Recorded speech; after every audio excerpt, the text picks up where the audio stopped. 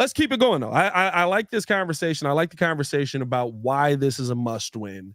And I think that when you look at the rest of the North, that's really what kind of starts to scare you as you look at this final part of this Bears schedule. I mean, Shea, there's some dogs in this division, and hit that like button, subscribe to the page, leave a 5-star review. Y'all know what to do, man. Who right now, in your mind, after seeing what we saw on Sunday, after seeing how dominant, I mean, 2 of the 3, and I mean the Packers handled business as well, and we know that they can play better than that.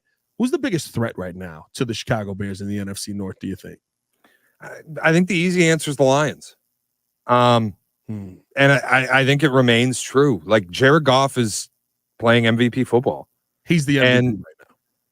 I think it's him or Josh Allen, and I think that's going to be the race the rest of the season. I mean, I think just narratively speaking, not to go down this road, Josh Allen is going to get more of the he does it himself argument, and Goff obviously has that offensive line, but Pat, that offensive line, what they were able to do against Minnesota's pass rush, you've got Penei Sewell at right tackle, eating 2 defenders at once. The left side of the line's impenetrable. You're bringing the wide receiver Tim Patrick across a formation and asking him to solo block, and he's doing it. That team is so physical. Yeah. And they will beat your ass and body blow you to death. They remain, to me, the number 1 threat. I think from Sam Darnold, we've seen a little bit of a comeback to earth the last couple of weeks. And granted, there was a big comeback late, and Darnold had a nice throw and led a touchdown, and then they capitalized on a scoop and score from David Montgomery. But I think Darnold has started to fall back to earth a bit. That offense has started to cool off a little bit. And so Minnesota doesn't scare me as much. The Flores blitz or nothing. Clearly, if you have an offensive coordinator who can work with a quarterback like Jared Goff and Ben Johnson yesterday, they'll just eviscerate it. Yeah. I mean, they were incredible ripping apart that blitz. You talk about Goff yesterday. He had the most impressive performance given the defense that he was doing it against. He was incredible. Yeah. And Ben Johnson was incredible. And they won that chess match. So they remain the scariest. That said, I do think they're flawed. And they don't have Aiden Hutchinson. So their pass rush is severely limited from what it was. They're going to play you twice, once indoors, once outdoors. They will only play 3 outdoor games all season, and you are likely to host them in the only game all year where they actually have to deal with elements. It doesn't really matter as far as the playoffs, because I think the Lions kind of have the inside track right now to be the home field team throughout the NFC in the playoffs. Right. Which would mean if you have any designs on, going deep in the playoffs, you're going to have to go to Detroit and win a game. But I think it does matter in terms of getting there, because you will have the opportunity to play Jared Goff outdoors on grass in the cold, where historically he stinks. And we saw that last year. And that's where I think I get a little less afraid of them. Minnesota, I already told you, I think there's some regression at play. Defensively, they're awesome, but if Caleb continues to get the ball out as quickly as he does and continues to learn and develop at identifying pre-snap what he's looking at, you have as good a chance as anybody to do what the Lions were able to do yesterday. Green Bay, boy, do I think they've got some issues. Yeah. Green Bay is running third in the list of threats. Jordan Love is interesting to me. It's you can see the talent, you can see him making the throws. You like he's the tale of 2 quarterbacks in the same game. Like I look at that throw early on to who's the tight end over there? Name escapes me right now. Tyler Kraft. Tyler Kraft in the end zone. Tucker Kraft in the end zone. I look at that throw and I'm like, I don't know if there's 5 other quarterbacks in the NFL that can make that throw. How he made it, how precise it was, puts it on a dot, boom. And then you watch him the rest of the game, he's just like, all right, well, where'd you put that one? How'd you get that ball there? Like that doesn't make. So I think that the Packers are the most interesting to me because it depends on which Jordan Love you're going to get. But I'll still say, as much as as strong as Detroit is when you talk about a threat, Detroit, I think they have the best offensive line in the NFC North by far. I think they have the best offensive line in the NFL. There you go. You know what I mean? Like they will stop the pressure up front no matter what, which I think makes things wildly easier for Jared Goff, but I don't know what Matter of fact, forget offensive line. The Lions have the best offense in the NFL by far, period. Yeah, 100%, easily. But there's something about this Bears defense that just, it matches up really well with them. They're able to fight back. They're able to figure it out. I mean, I understand that they added pieces this season, but the guy I'm most worried about on this team going off on me is not the guy that's been the most accurate quarterback in 3 weeks of football. You know what I mean? It's David Montgomery. It's the run game. It's that ground and pound, because I think that's the thing that's going to wear down your defense, and that opens up opportunity for Jared Goff to then go out there and be able to pick you apart offensively himself, right? Like, so I'm not as worried about the Lions as maybe I should be, and it's because of what I've seen in the past. I mean, the Bears dominated them in 7 3/4 of 8 quarters of football last season. I think that some of that continues, especially when Jared Goff comes here outside. Is that a December game? December 22nd. I would assume it's going to be a little bit chilly out here, December 22nd, although you never know where this Chicago weather is going to get you. Heck, even when you talk about November 28th, you know, like that's a game that could be a cold weather game here in Chicago. So, I'm sorry. Well, no, it'd be in Detroit. So that's up there. But that's it's the December 22nd game, I think, is the one that's here. The 22nd game is the outdoor game. But so, like, I think that's advantage Bears in my mind. I think you can split with the Lions. Dare I say, I said this last week, I think there's a possibility that the Bears can sweep the Lions, and maybe that's wishful thinking. Maybe that's drinking the Kool-Aid there, but there's something about having a team's number that I think is so important. Here's the team for me that's the biggest threat. Minnesota, I think, is a threat. I think you can split with Minnesota, though. I think they get the win in their building. You get the win in your building. I think Sam Darnold gets brought back to earth a little bit more. Playing against this Bears defense. The Green Bay Packers is bigger than just football, though. But that's not the same thing as them being a legitimate threat. Well, here's the thing, though. They're a good football team. They're a really good football team. They are reason why we talk about this division as the best division of football. And on top of that, they're the only team in this that I think has the mental advantage right now on the Chicago Bears. I think that the Bears will split with the Packers this year, and I think the game that they lose will 110% be because they're sitting there going, dang it, they did it again. You know, when you get to that moment at the end of the game where you just start to go down that same rabbit hole where it's almost like you're falling down the stairs in a dream? Yeah. That's what the Bears are in with the Green Bay Packers right now. And I think that takes effect. I think that will start to change this year because I think you have a quarterback that thinks differently. I agree. What we had previously, and I think that's going to affect the rest of what happens in this building. You have Caleb Williams, say what you will. He knows the story, and he knows what's going to put him on top, not only just in Chicago, but in the NFL. If he becomes the quarterback that goes out there and says, we will beat you and we will finally slay the beast, and does it, he knows what that means, not only to this city, but to his legacy in Chicago. I'm not going to lie. There's quarterbacks in our past that we could look at and go, yeah, guy was okay. Beat the Packers, though. Can I tell you, though, I think that's a fan thing more than it is player or locker room mindset deal, especially with this, because you have a different quarterback. You have a different offensive coordinator. You have a defense that feasts, that takes the ball away against a Packer quarterback who right now loves nothing more than to give the ball away. Yeah. He leads the NFL in interceptions. He's given up. He's not played in 2 games. Yeah. And I think that the edge, honestly, you're going to play him November 17th, about a month, at home at Soldier Field.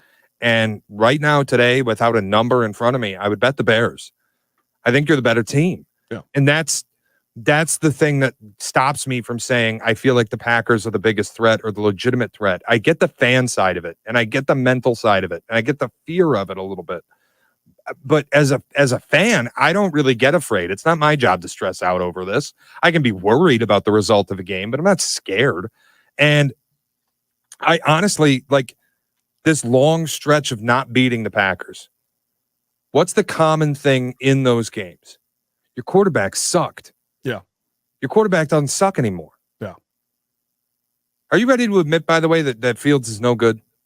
That not just that Caleb Williams is better, he stinks, Pat. I don't know if I'll say. I mean, listen. Come on. You and I thought about this way too much to not have this conversation. And this is not a Pat, I'm right. This is not a Pat. This is just, I want you to come to see the light. Here's my give up the fandom and admit after what we saw last night with Russell Wilson. Oh, listen. The takeaway from that game was not that Justin sucked for me. The takeaway from that game was, we're probably not getting that fourth round pick. Why? Tell the people why. Why aren't you getting the fourth round pick? That job back. Why? Pat, Justin's not getting that job. Pat, why? Because they want a passer. Listen, Justin is more of a make it happen playground football type of quarterback. I think that there are teams that you can make that work with in this NFL, but you have to have an amazing team around him. And he got you to 4-2. Why? Because your defense is really freaking good. Yeah. He got you to 4-2 because he's going to have those games where he is above average. He's going to have those games where he's below average. So for me, I don't think that Justin Fields can't play NFL football. I don't think that he sucks. Because like the guys that I think suck, we don't talk about enough. Trevor Lawrence sucks. Trevor Lawrence is a terrible NFL quarterback. And it's not just because his wide receivers drop footballs. Gardner Minshew last night sucks. Stinks. He sucks. You know what I mean? I think that when you have quarterbacks that you can win with, I can't say that you suck. Now, can I say I can't win because of you? Yeah. I can admit that about Justin Fields. I think Ryan Poles absolutely made the right call. I think that Ryan Poles absolutely made the right decision as far as going out and getting the quarterback. I'm still on the other side because my biggest thing with keeping Justin was you got nobody to protect this guy. Well, yeah, no, and I'm not nobody to protect Caleb either. That's I'm not trying to relitigate the conversation whether it was right or wrong. Caleb Williams or Justin Fields. Yeah, I'm making the point. We're there. Caleb was right. This year against the Packers is different because your quarterback doesn't suck anymore. Yeah. You have a good quarterback. That's where I look at this. And I get, again, fans like, we never beat the Packers. There's a mental block. I don't buy it. I do because the Bengals never won games until Joe Burrow. And then you get Joe Burrow and you start winning games. No, I get that. But I buy it because remember last season, right? When after we get drubbed in the first game of the season, it looks like we're woefully unprepared. We there's nothing going on. And all the way leading up to that game, our guys were sitting there going, it's just another game. It's not that important. We got to go out there and win the game like we got to win any other game. It's not that big a thing for us. And I remember listening to Jordan Love, and I remember listening to Matt LaFleur. And the first thing that they said was, well, everyone knows this isn't just another game. This is a game that sets the tone for your season. This is a game that keeps you on top as king. And I'm not saying that propelled them all the way to the NFC playoffs, right? I'm not sitting here telling you that that's what got Jordan Love through this miracle Dallas game, even though Dallas is just atrocious, right? I'm not saying that, but what I'm saying is that they know having that mental advantage is a big part of why they keep kicking the crap. How many Bears games have we watched where the Bears should win it versus the Packers? Where we go, we finally got them. There it is. And then we're sitting there at the end like, how did they just do that? Yeah. How did they just beat us? That game at Soldier Field in 2022 was the one that really, Rodgers with the comeback. And that one. Khalil Mack's best game ever as a Chicago Bear. I mean, it just, I don't know, man. The way I look at the NFL is different than most. I don't buy that stuff exists. Like, how long were Lions fans saying we're never going to beat the Packers? And then what happened? You got Jared Goff who bought in. You got an offensive line that was great, and you went up to Green Bay and you eliminated Aaron Rodgers from the playoffs. Yeah, that's Bengals fans for years. We'll never have a quarterback. We'll never have a quarterback. We'll never have a quarterback. We ruin everybody. It's a graveyard. And then you get Joe Burrow. Oh wow, you got a quarterback. Yeah, like. Things exist until they don't. Yeah. And I think that's where I look at it this year. And we're talking about the context of 2024. Yeah. And I just say, you have a quarterback now. You have a head coach who I think is damn good despite his flaws. And I just think this is a different team in a different year. And in a football game, purely talking football without any of the like voodoo off-field mental stuff, I'm picking the Bears. Yeah. I think the Bears today are better than the Packers today. Maybe I'm crazy. I can be wrong. But what I saw from Jordan Love yesterday wasn't great. And yeah, they did a great job of limiting CJ Stroud, but I still don't really buy their defense is awesome. Now it's getting healthy. Yeah. That makes a difference. Defense could take away the football, though. Yeah, it can, of course, but so can yours. Yeah. And they 100%. give the football away a whole lot more than you do. 100%.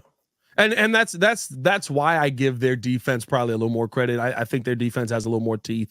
If I was ranking, I'd probably put them above the Vikings for the reason that you just said. When I've got a quarterback that keeps giving the football back, that makes my life harder. It's why I put the Bears so high, right? Bears 2 weeks in a row, they're keeping teams under 21 points, and their defense is out there 70% of the time. You know what I mean? And with what we've seen out of Jordan Love past couple of weeks, giving the football away, defense goes out there, gets the football back time and time again. Like I give them a little bit more credit than probably most defensively. And listen, it's got to suck as a Giants fan to just watch every player you let go just go out there and dominate on a consistent basis on their new team. Because what McKinney's doing over there after leaving the Giants is exactly what I expected him to do. And it's why I was hoping the Bears maybe went out and got him. But I'm very happy with the Kevin Byard on this team. Now, here's the thing I'm just going to say quickly about regarding the takeaways. And I'm not going to talk about interceptions because interceptions are caused. They're not luck. The Bears are recovering 75% of the fumbles that they forced. That is an impossibility. It has to come back closer to 50%. It is a bounce of a funny shaped ball. It is all luck. The Packers are recovering 63% of their forced fumbles, and they have forced 11 to your 8. Yeah. That also has to come back down to earth. So when we talk about how great these defenses are because of the takeaways, the Packers may be getting a little luckier in the fumble department than even the Bears right now. And I think the Bears are a little more prone to ball hawking, which again, to me, advantage Bears. Like it's not that I'm not afraid of the Packers at all. Every team in this division is a threat. The Vikings and the Lions feel more real. The Lions, I think, feel the realest out of anybody because now I don't know if this is because he loves coming back from injury. I don't know what's happened, but he does not look like the same Jordan Love consistently on the field that we saw to start the season off and, of course, finishing out the season last year. But the one thing about the Lions that feels real is that offensive line. My biggest question with them is, are you going to be able to get to Jared Goff? And you were able to do it a little bit more last season. I think Javon Dexter is amazing. But if I'm going to go advantage in the trenches right now, I do feel advantage right now is to the Lions. And I think that's what's going to make this tough. But do the Bears add to that? Do the Bears go out and are they buyers, right? Like that's a conversation for a later date. But are you trying to add to this defensive line? Are you trying to add to this offensive line? Is there something you can do to even out the tide to make the Lions a little bit more catchable? And then what do you already have that puts you in that position? Because like I said, Matt Eberflus, I don't know what it is, but even when we were terrible, the Lions had to work hard to beat us. Every time, like every situation, we've made the Lions work hard to beat us in offenses that you're like, they're going to come in and they're going to eviscerate you.